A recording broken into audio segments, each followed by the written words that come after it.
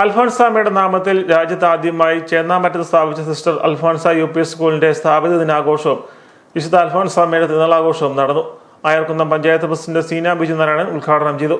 School manager father Sebastian Vannadippara അധ്യക്ഷത വഹിച്ചു. അധ്യാപകരായ R. Ashalatha, principal PM Romy Thomas, Tincy Sebastian, Manju Udayakumar, MBTA president Sanitha എന്നിവർ നേതൃത്വം നൽകി.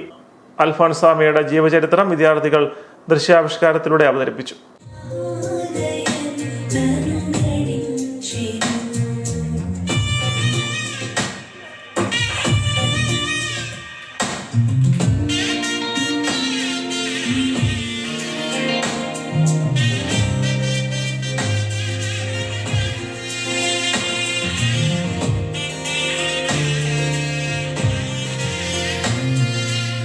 Ani divas kamelin chenu Yesu